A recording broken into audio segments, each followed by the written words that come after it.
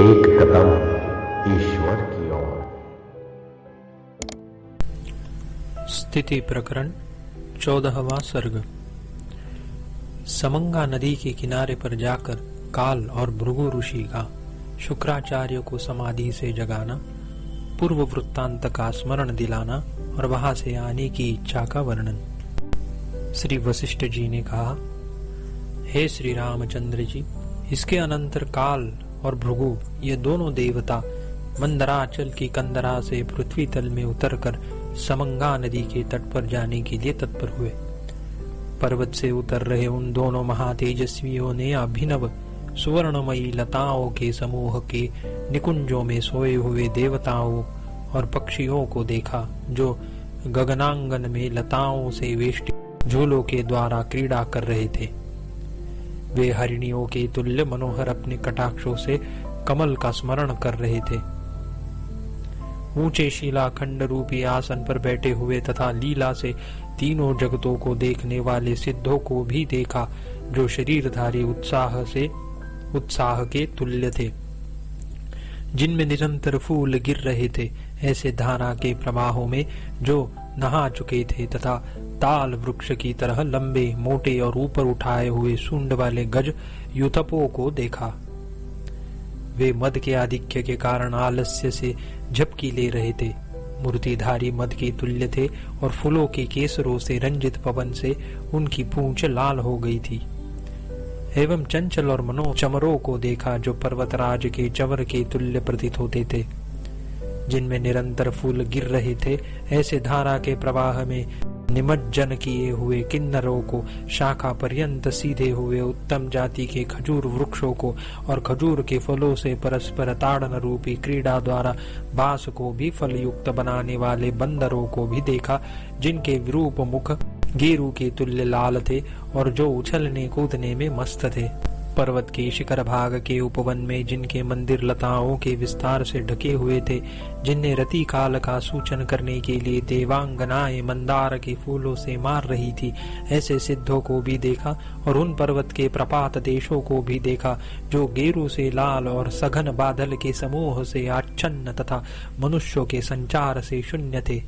उनकी बौद्धों सन्यासियों से तुलना की जा सकती है, क्योंकि वे भी गेरू आदि से लाल और सघन वस्त्र से आवृत रहते हैं और जन संसर्ग से शून्य होते हैं।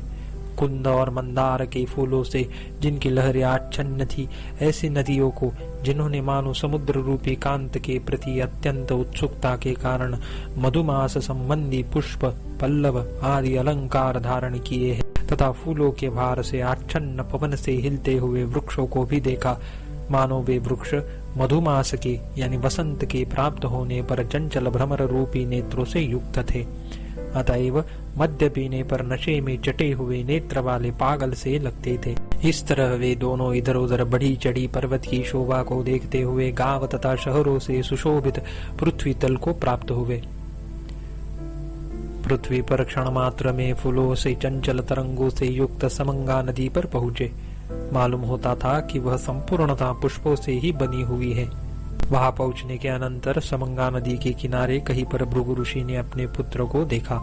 उसने दूसरी देह का परिवर्तन किया था, अतएव वह शुक्राचार्य से विलक्षण भाव को प्राप्त हुआ था। उसकी इंद्रियां शांत हो गई थी। समाधिस्थ होने से उसका मन रूपी मृग स्थिर हो गया था, मानो वह पुरुष अनादि संसार आश्रम को दूर करने के लिए बहुत दिनों से विश्राम ले रहा था तथा अनादिकाल से युक्त, अनादिकाल से भुक्त, थोड़े ही दिनों से परित्यक्त और हर्ष शोक से भरी हुई संसार सागर की गतियों का विचार कर रहा था। मानो अवश्य ही वह अत्यंत अनंत जगत रूपी आवर्त में अतिशय भ्रम से जोर से घुमाए हुए चक्र के तुल्य निश्चल हो गया था। वह एकांत में अकेला स्थित था, शरीर कांति से अत्यंत कमनीय था। उसकी सारी चेष्टाएं शांत हो गई थी, अतएव उसके चित्त के संभ्रम का समागम नष्ट हो गया था। वह निर्विकल्प समाधि में स्थित था, अतएव शीत उष्ण आदि द्वंद्व की वृत्तियों से शून्य था। मानो वह अपनी शांत बुद्धि द्वारा संपूर्ण लोक व्यवहार का उपहास कर रहा था। संपूर्ण प्रवृत्तियां उससे पृथक हो गई थी। संपूर्ण कर्म फलों से वह शून्य था और उसने संपूर्ण कल्पना जाल का परित्याग कर दिया था। अतएव अपरिच्छिन्न आत्म सुख से वह पूर्ण था। वह अनंत सुखपूर्ण व्यापक आत्म तत्व में विश्रांत था। अतएव प्रतिबिंब का ग्रहण नहीं कर रही स्वच्छ मणि के तुल्य स्थित था। यह अग्राह्य है तथा यह ग्राह्य है। इस संकल्प विकल्प से शून्य तथा आत्मबोध को प्राप्त हुए अपने धीर पुत्र को भृगुजी ने देखा। उस भृगु के पुत्र को देखकर काल ने भृगुजी के समुद्र के निर्घोष के तुल्य गंभीर स्वर से कहा, यही आपका पुत्र है। जैसे मेघ के गंभीर स्वर से मोर जाग जाता है, वैसे ही जागो इस वाणी से वह भृगुपुत्र समाधि से धीरे धीरे जाग उठा। उसने आंखें खोलकर समीप में आए हुए एक साथ उदित हुए सूर्य और चंद्रमा तुल्य काल और भृगु को देखा।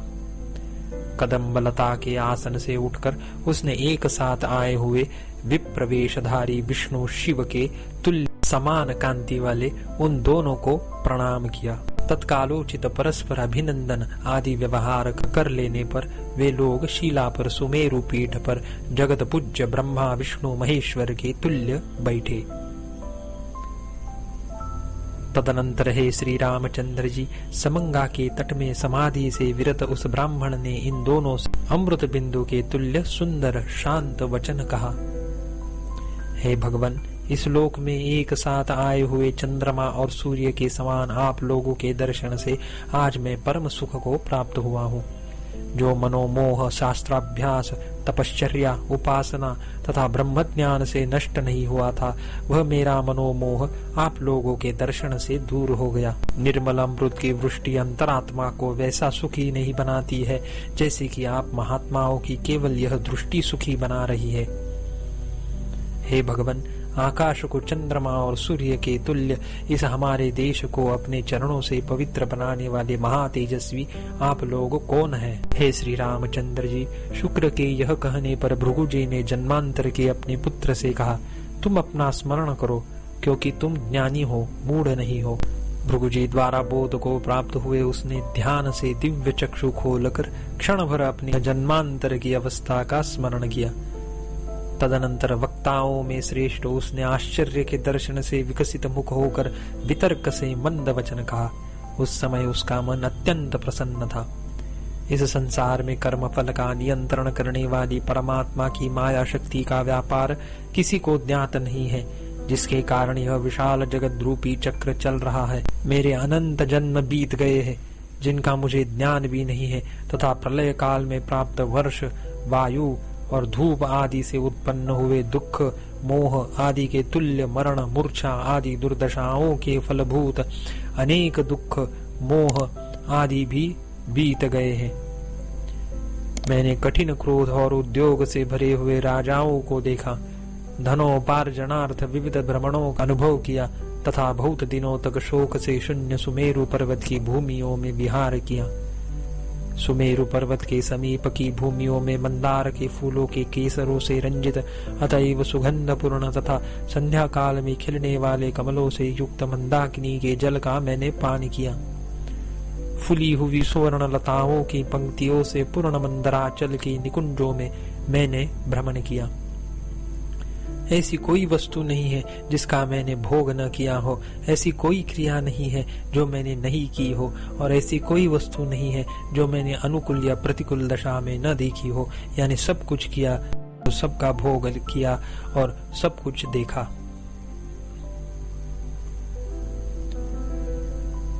इस समय जानने योग्य सारी बातें मैंने जान ली है। देखने योग्य संपूर्ण वस्तुएं अच्छी तरह देख ली है। बहुत दिनों से थका हुआ मैं अब विश्राम ले रहा हूँ और मेरे संपूर्ण भ्रम दूर हो गए हैं। हे पिताजी, उठिए, चले। सुखी हुई वनलता की नाई सूखे हुए मंदराचल पर स्थित उस शरीर को देखे। इस संसार में न तो मेरा कुछ अभिष्ट है और न अनिष्ट है, केवल नियति की रचना देखने के लिए मैं इस जगत में विहार कर रहा हूँ। चूंकि मैं एकात्मता के दृढ़ निश्चय से अत्यंत शुभालय जीवन मुक्त महापुरुषों से सेवित चरित्र का ही स्थिरता पूर्वक अनुसरण करता हूँ, न कि मूढ़ों के चरित्र का। इसलिए मेरी तथा आपकी अभिष्ट जो पूर्व देह में अवस्थिति रूप बुद्धि है वह रहे, उससे कोई भी क्षति नहीं होगी। उस बुद्धि से बचे हुए प्रारब्ध का भोग कराने वाले व्यवहार का ही आचरण में करूंगा, न कि मूढ़ों की तरह आसक्ति को प्राप्त होऊंगा। यह अर्थ है। 14वां सर्ग समाप्त।